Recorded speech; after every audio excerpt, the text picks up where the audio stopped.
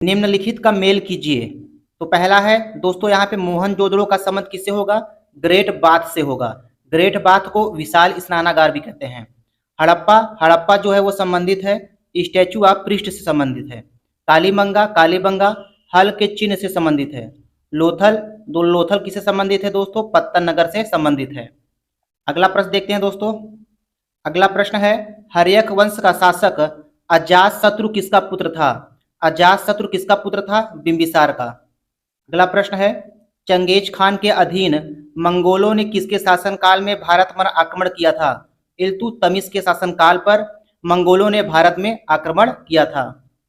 अगला प्रश्न है दोस्तों दिल्ली सल्तनत में राज्य और प्रशासन के संदर्भ में मुक्ति शब्द का क्या अर्थ होता है? इसका अर्थ होता है दोस्तों भूमि अभिहस्तांकन जिसे इक्ता कहा जाता है का धारक। ऑप्शन सी इसका राइट आंसर होगा।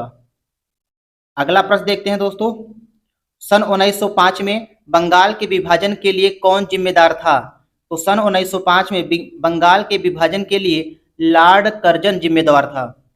अगला प्रश्न है 1917 में निम्न में से किस भारतीय क्रांतिकारी ने मैक्सिको में कम्युनिस्ट पार्टी की स्थापना की थी? तो इसका राइट आंसर हो जाएगा दोस्तों सी एम एन राय ने मैक्सिको में कम्युनिस्ट पार्टी की स्थापना की थी। अगला प्रश्न देखेंगे सन 1925 के काकोरी षड्यंत्र में शामिल होने के कारण निम्न में किसको फांसी की सजा दी गई थी? इसका राइट आंसर हो जाएगा दोस्तों ए अशफाक उल्ला खां को। अशफाक उल्ला खां को फांसी की सजा दी गई थी। अगला प्रश्न है भगत सिंह, सुखदेव और राजगुरु को उनकी पुण्यतिथि पर श्रद्धांजलि देने के लिए भारत में 23 मार्च को कौन सा दिवस मनाया जाता है? भारत में 23 मार्च को शहीद दिवस मनाया जाता है। अगला प्रश्न देखेंगे दोस्तों गांधी जी के सत्याग्रह का निम्नलिखित में से किन्हीं दो से जुड़ाव है? तो इसका राइट ऑप्शन कौन होगा दोस्तों? बी सच्चाई और अहिंसा से गांधी जी जुड़े थे। अगला प्रश्न है मार्च 1919 में बंबई में निम्नलिखित में से कौन सी समिति बनाई गई थी? खिलाफत समिति बनाई गई थी। अगला प्रश्न है कर्क रेखा निम्नलिखित में से किस भारतीय राज्य से होकर नहीं गुजरती है? कर्क रेखा किस भारतीय राज्य से होकर गुजरती नहीं है? असम राज्य से होकर कर्क रेखा नहीं गुजरती है। तो दोस्तों कर्क रेखा किन किन राज्यों से होकर गुजरती है? इसका शॉर्ट ट्रिक ही है मित्र पर गमछा झार। अगला प्रश्न देखते हैं दोस्तों। अगला प्रश्न है भारत को कितने भूकंप क्षेत्रों में विभाजित किया गया है? भारत को कितने भूकंप क्षेत्रों में विभाजित किया गया है? 4 भूकंप क्षेत्रों में विभाजित किया गया है। अगला प्रश्न है निम्नलिखित में से किस राज्य में युमथांग घाटी स्थित है? किस राज्य में युमथांग घाटी स्थित है? सिक्किम में। अगला प्रश्न देखेंगे दोस्तों। अगला प्रश्न है 1972 में डैश ने संख्याओं का पिरामिड शब्द प्रतिपादित किया जो प्रत्येक पोषी स्तर में मौजूद व्यक्तियों जनसंख्या की कुल संख्या का प्रतिनिधित्व करता है। तो किसने किया था? चार्ल्स एल्टन ने किया था।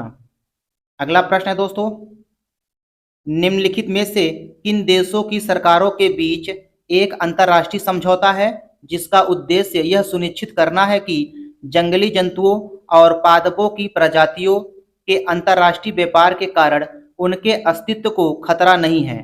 तो इसका राइट आंसर हो जाएगा दोस्तों CITES।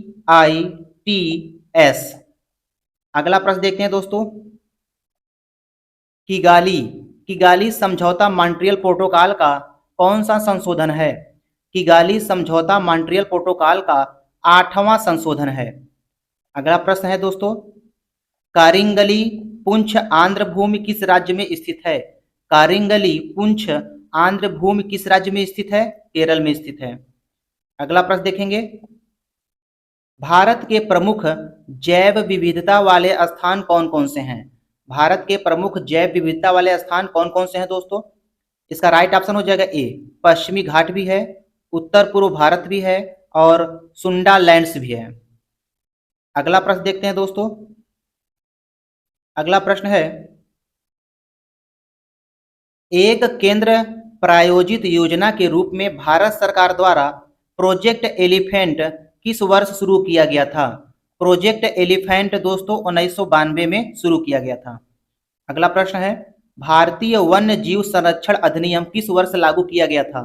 भारतीय वन्य जीव संरक्षण अधिनियम 1972 में लागू किया गया था। अगला प्रश्न देखते हैं दोस्तों, भारतीय संविधान को हाथों से लिखने वाला व्यक्ति कौन था? भारतीय संविधान को हाथों से लिखने वाला व्यक्ति प्रेम बिहारी नारायण राय ज्यादा थे। अगला प्रश्न है दोस्तों, भारत में पहली बार संविधान सभा के चुनाव कब हुए थे? भारत में पहली बार संविधान सभा के चुनाव 1946 में हुआ था। अगला प्रश्न देखेंगे दोस्तों, भारत के संविधान का कौन सा भाग नागरिकों के कर्तव्यों से संबंधित है? भारत का कौन सा संविधान का भाग है दोस्तों जो नागरिकों के कर्तव्यों से संबंधित है? तो भाग 4 का ए, भाग 4 का ए जो है वो नागरिकों के कर्तव्यों से संबंधित है। अगला प्रश्न देखते हैं दोस्तों, भारतीय संविधान के किस अनुच्छेद में यह उल्लेख है कि राष्ट्रपति या राज्यपाल या राज्य के राज्य प्रमुख अपने पद की शक्तियों के प्रयोग और कर्तव्यों के पालन के लिए किसी भी न्यायालय के प्रति उत्तरदायी नहीं होंगे? तो इसका राइट आंसर हो जाएगा दोस्तों सी, अनुच्छेद 361 के तहत।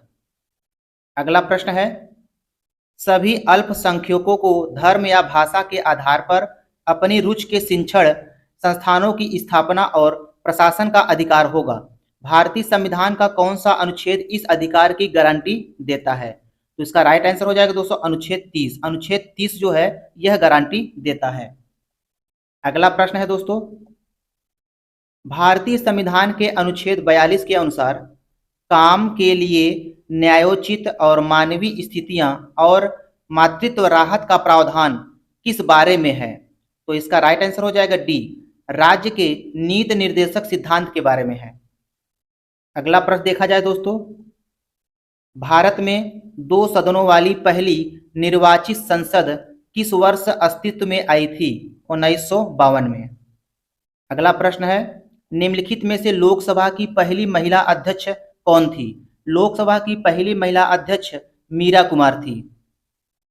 अगला प्रश्न देखेंगे दोस्तों, भारत के संविधान के अनुसार राष्ट्रीय राजधानी क्षेत्र दिल्ली में मंत्रियों की एक परिषद होगी जिनकी संख्या विधानसभा के कुल सदस्यों की संख्या के डैश से अधिक नहीं होगी।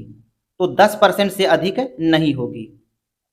अगला प्रश्न देखते हैं दोस्तों, भारतीय संविधान के निम्नलिखित में से किस अनुच्छेद में 25 जनवरी 1965 के बाद भी आधिकारिक प्रयोजनार्थ अंग्रेजी के निरंतर उपयोग के लिए संसद को कानून बनाने का अधिकार दिया?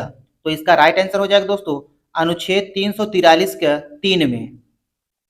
अगला प्रश्न देखते हैं दोस्तों, दाब मापने का एसआई मात्रक क्या होता है? दाब मापने का एसआई मात्रक दोस्तों क्या होता है? पास्कल होता है। दाब मापने का एसआई मात्रक क्या होता है? पास्कल होता है।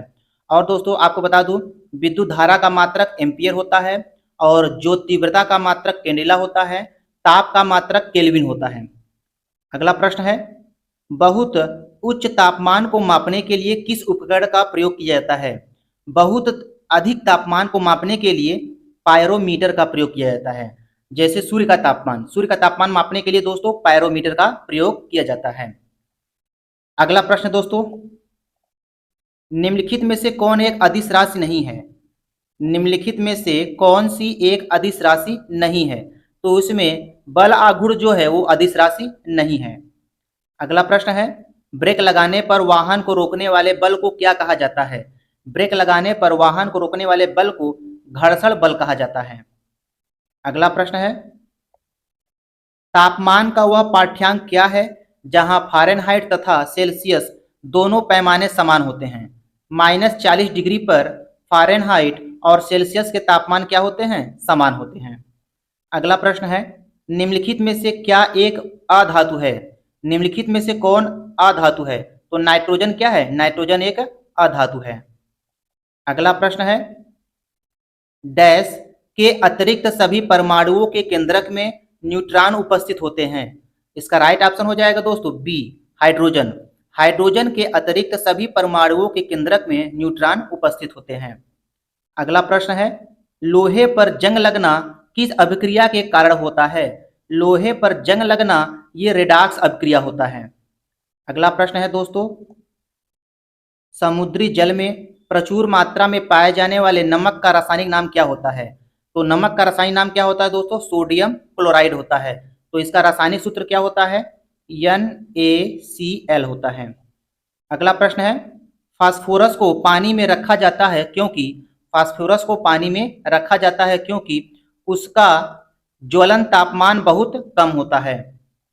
अगला प्रश्न देखेंगे दोस्तों, आर्निथोलॉजी।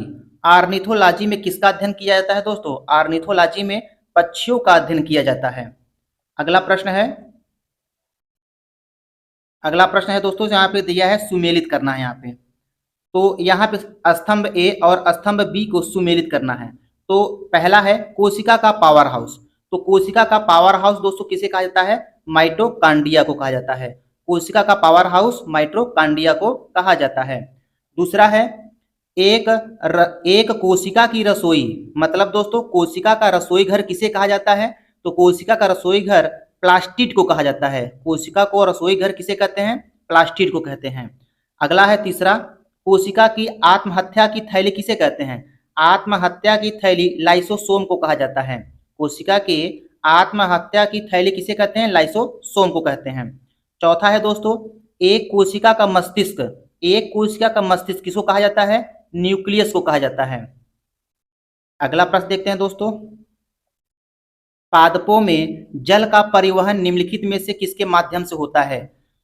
पादपों में जल का परिवहन दोस्तों जाइलम के माध्यम से होता है। पादपों में जल का परिवहन जाइलम के माध्यम से होता है। और दोस्तों पादपों में यदि आपसे पूछ ले भोजन का परिवहन किसके माध्यम से होता है? भोजन का परिवहन किसके माध्यम से होता है? तो ये हो जाएगा फ्लोएम। फ्लोएम के माध्यम से होता है। तो पादपों में भोजन का जो परिवहन होता है वो फ्लोएम के माध्यम से होता है और जल का परिवहन जाइलम के माध्यम से होता है। अगला प्रश्न है, निम्नलिखित में से किसमें प्रति ग्राम प्रोटीन की मात्रा सबसे अधिक होती है? सोयाबीन में। अगला प्रश्न है दोस्तों, निम्नलिखित में से कौन सा विल्सन रोग का लक्षण नहीं है? निम्नलिखित में से कौन सा रोग जो है वो विल्सन रोग का लक्षण नहीं है? ऑप्शन बी इसका राइट आंसर हो जाएगा, रतौंधी। रतौंधी जो है वो विल्सन रोग का लक्षण नहीं है। अगला प्रश्न देखते हैं दोस्तों, यदि दूध को ग्रीष्म काल में फ्रिज के बाहर रखा जाए तो वह खट्टा हो जाता है, उसका कारण क्या होता है? ऑप्शन बी इसका राइट आंसर हो जाएगा, लैक्टोज एसिड में लैक्टोज शर्करा का रूपांतरण हो जाता है, इसलिए दूध खट्टा हो जाता है। अगला प्रश्न देखते हैं दोस्तों, निम्नलिखित में से कौन सा कथन जो है सही नहीं है? निम्नलिखित में से कौन सा कथन सही नहीं है? तो ऑप्शन सी जो है वो सही नहीं है, हाइड्रा में मुकुलन संभव नहीं है, यही जो है सही नहीं है। अगला प्रश्न है, निम्नलिखित में से किसे डेविल फिश भी कहा जाता है? निम्नलिखित में से किसे डेविल फिश भी कहा जाता है? तो ऑप्शन इसका राइट हो जाएगा दोस्तों डी, ऑक्टोपस को डेविल फिश भी कहा जाता है। अगला प्रश्न देखते हैं दोस्तों, सिग्मोएड कोलन किसका भाग होता है? सिग्मोएड ये जो है बड़ी आंत का भाग होता है। अगला प्रश्न है, थक्का बनने की प्रक्रिया के कारण घाव से रक्तस्राव बंद होना क्या कहलाता है? स्कंदन कहलाता है। थक्का बनने की प्रक्रिया के कारण घाव से रक्तस्राव का बंद होना स्कंदन कहलाता है। अगला प्रश्न है दोस्तों, पुष्कर मेला कहाँ आयोजित किया जाता है? पुष्कर मेला राजस्थान में आयोजित किया जाता है। अगला प्रश्न है, निम्नलिखित में से कौन सा नाम भरतनाट्यम से जुड़ा है? कौन सा नाम भरतनाट्यम से जुड़ा है? तो ऑप्शन बी सही हो जाएगा, डॉक्टर नरथ की नटराज।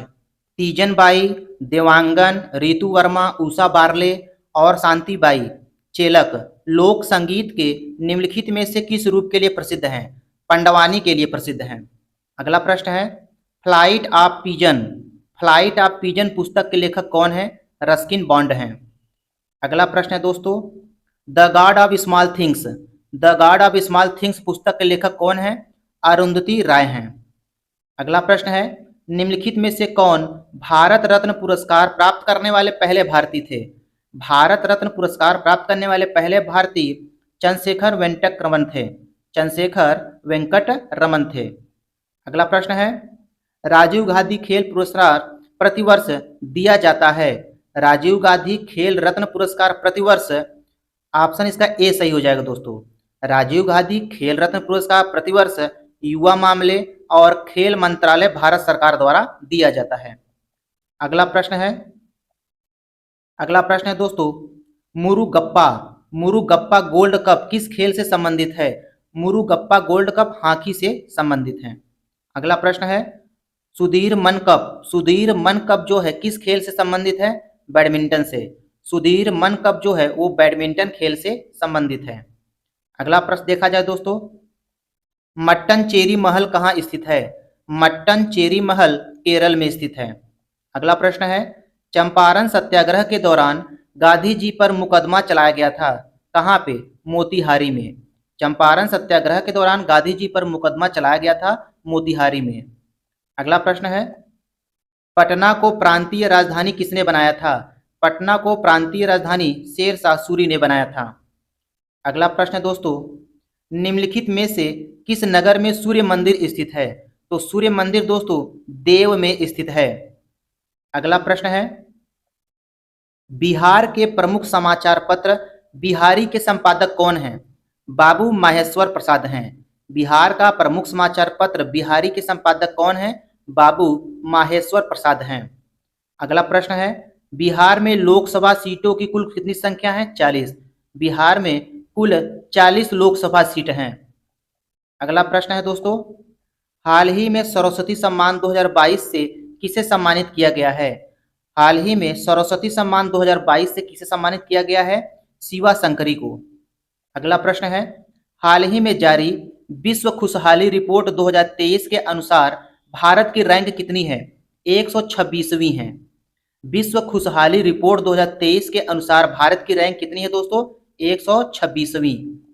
अगला प्रश्न है, हाल ही में किस देश ने भारत के साथ संबंधों के 75 वर्ष पूरा होने के उपलक्ष्य में संयुक्त डाक टिकट जारी किया है? इसका राइट ऑप्शन हो जाएगा दोस्तों डी, लग्जमबर्ग इसका राइट आंसर हो जाएगा।